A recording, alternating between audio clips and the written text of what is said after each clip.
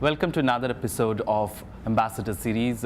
We are joined today by the Ambassador of Sri Lanka, or the High Commissioner of Sri Lanka to India. Sir, I want to begin first by asking you directly. We keep hearing the small bits of, some incidences here and there, and all of them seem to be linked to Tamil Nadu, some of the Tamil Nadu politicians. Is Tamil Nadu politics becoming a hindrance to India-Sri Lankan relationship? India-Sri Lanka relationship is very old. It's very historical. We trace our connections with India to our historical records, which is one of the oldest in the world, 2,500 recorded history we have. And we look at India through that prism. And today, we consider India as our relation, and all other countries are our friends, because we are connected to India in many ways. Connected to northern India through through Buddhist civilization connection, which is 2,000 years old. Connected to southern India through Tamil Nadu through recent connections, and we are a multi-ethnic nation like India. And when you are in the neighborhood, naturally there are issues that we have issues that are sometimes very sensitive.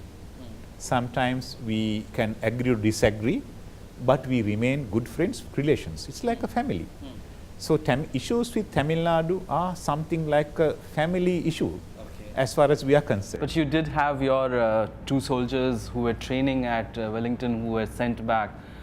So, I mean, even at smaller issues, I mean, Tamils might not agree they're smaller issues, but these seem to be like, soldiers there, or fishermen issue. So every now and then you always have something or the other that is propping up. And almost every politician in Tamil Nadu seem to be completely anti-Sri Lankan. So doesn't that in many sense the local politics hinder the relationship? In fact, the voting that took place at the Human Rights Council, primarily India changed its stance because of the pressure from Tamilian politicians. Certainly there is an impact on our relations because what is happening in Tamil Nadu, which we think is an aberration to the norm. Normally, Sri Lanka and Tamil Nadu never had such difficult times.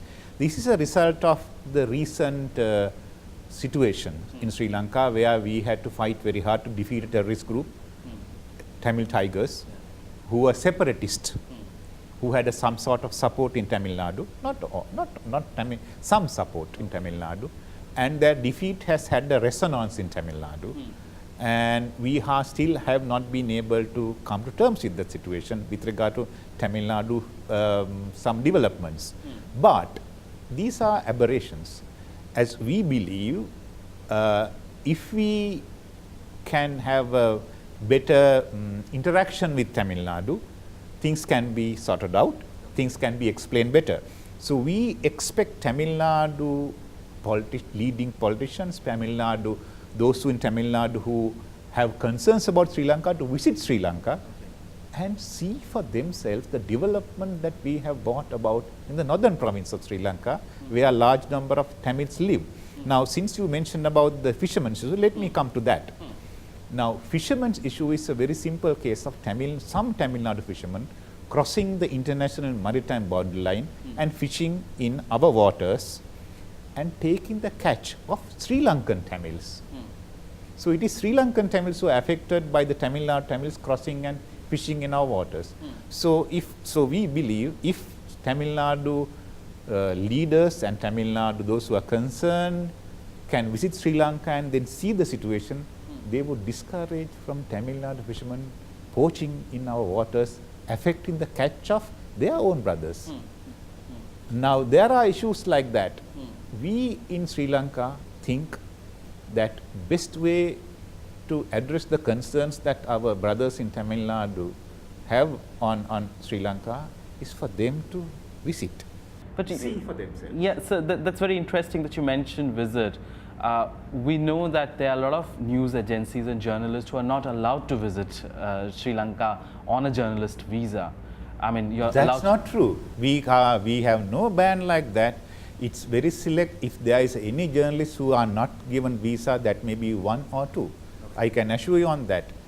Not a single Indian journalist is disallowed to go to Sri Lanka. Everybody is welcome. And there may be very few who has been blacklisted due to our own perception of their reporting.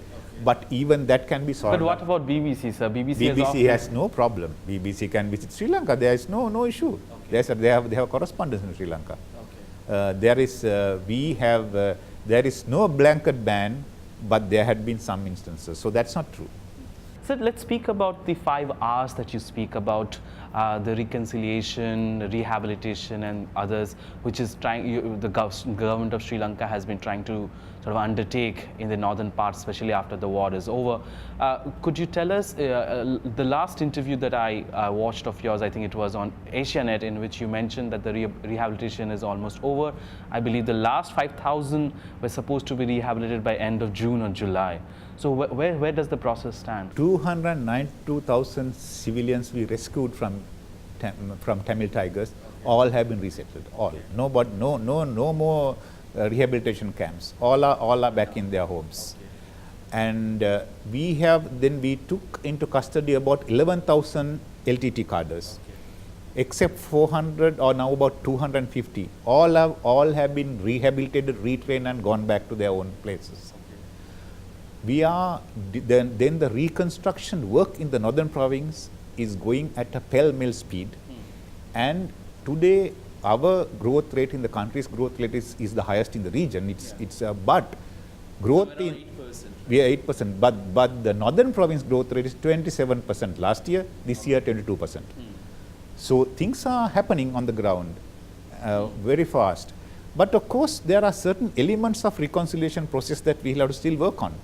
That will happen because we are just a few years after the conflict was over. So everything is on course. But there is certain number of Sri Lankan Tamils who used to support LTT, live in some countries outside Sri Lanka, who are still wedded to the LTT separatist agenda. They have different concerns.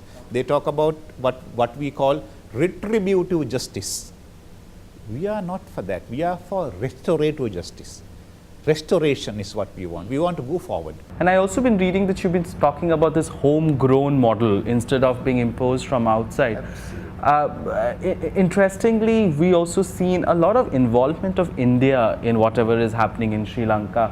What kind of role is India playing in Sri Lanka, and can you tell me from the government of Sri Lanka's perspective what is expected out of India? India, as our neighbor, as I told you, it's a very historical relationship. India will have some level of concern and interest in Sri Lanka due to our proximity, due to our population's mix, and that's normal. And Sri Lanka and India have always very consistent, regular consultations as to how we should handle situations of concerns of both countries. It's for both countries. We have sometimes, that is a separate element. But with regard to what we should do in Sri Lanka, we believe it is our responsibility. We should come up with homegrown solutions.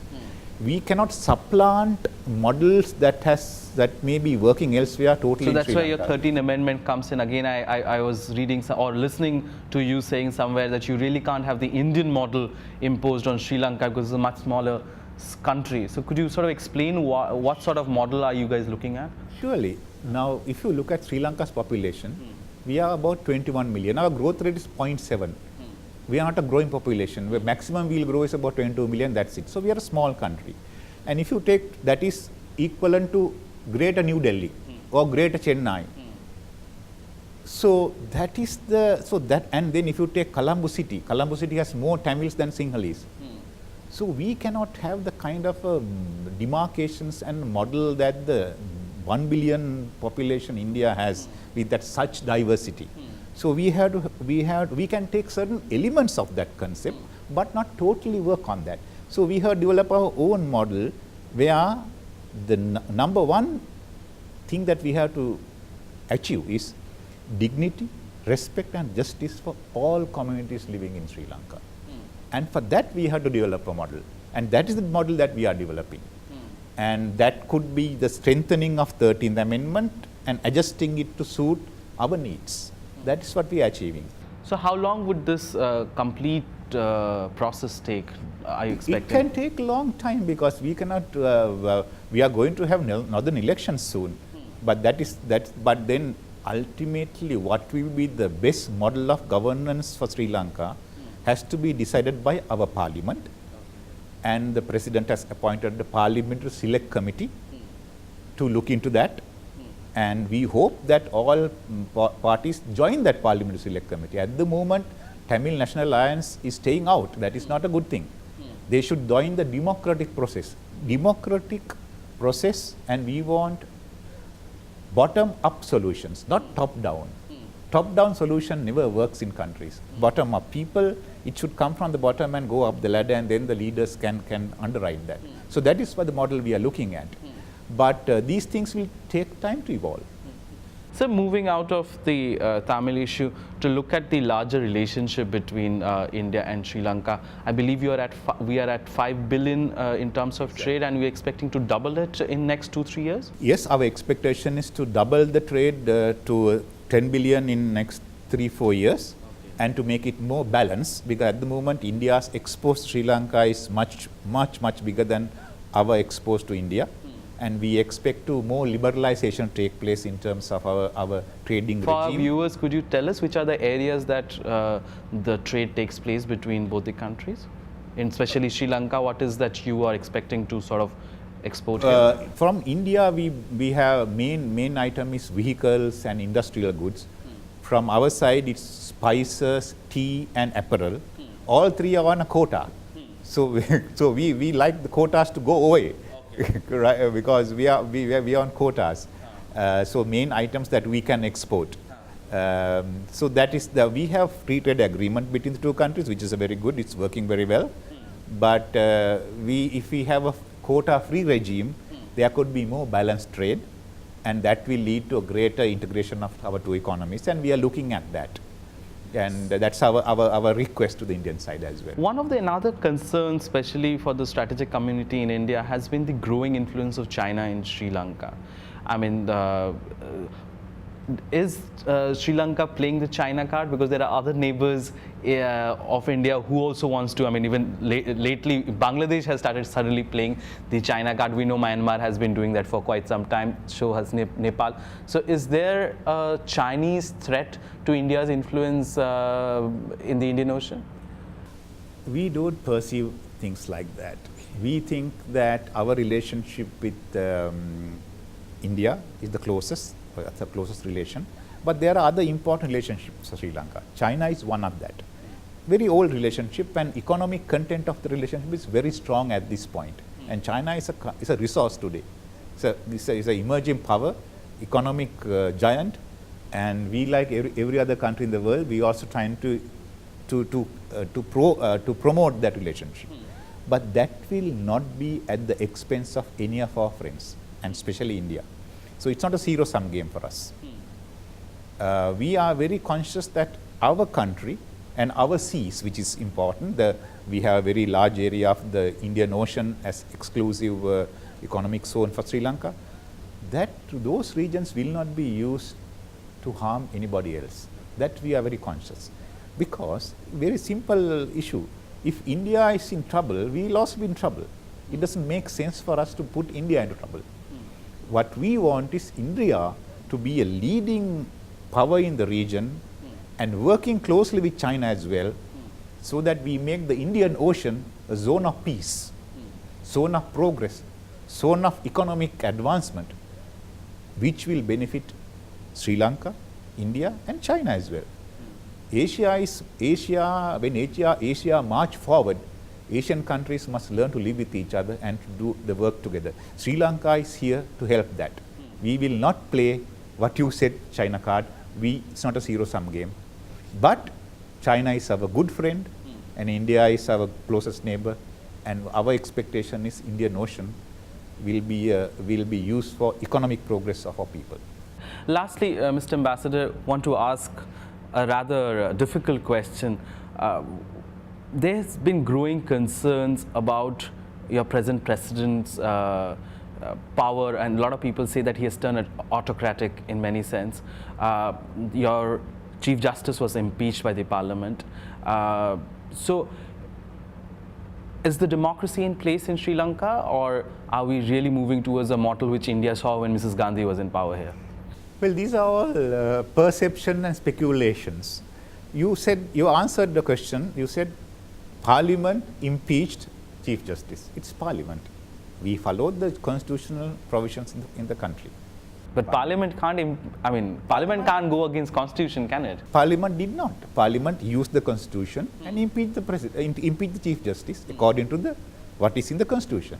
So that's the democracy. There is, you cannot fault the people or the country's system. That's how the democracy works. If a Chief Justice has stepped out of her current, if there are complaints against her, their system, and that was followed. So that's over, and public in Sri Lanka has accepted that. It's history. With regard to President is a product of the 1978 Constitution that we have adopted. That Constitution has been there for last nearly 30 years. Nobody complained about that in the past. So why now complain? President is simply exercising his power. But you did have your former army chief try to fight an election against your current president, and then he was thrown behind bars. This is because there were allegations against him and proven. If our judiciary, if our military tribunals functions and comes up with decisions with regard to allegations, we have to accept that. So he was behind bars. Now he's a free man. He has been pardoned and he's back in politics. But that is how democracies work. And you cannot fault democracies for that, because ours is a presidential form of government. Head of government, head of the state, head of the cabinet, both president. So it is by constitutional mechanisms is very powerful. And people are comfortable with that. People think that model can serve Sri Lanka's forward march, both for our security and for our economic development. And President Rajapaksa has delivered. He has got rid of terrorism. He has achieved good economic growth. And human rights allegations against him are mostly by the people who are outside the country, not those who are living inside the country. And we feel that there is misunderstanding with regard to how the country runs by many, or they are being informed wrongly by those groups who are inimical to Sri Lanka's interest due to Sri Lanka's success in defeating terrorism and defeating separatism. So separatist groups who are living outside the country are seeking retribution for their defeat, and they come up with allegations that are not justifiable.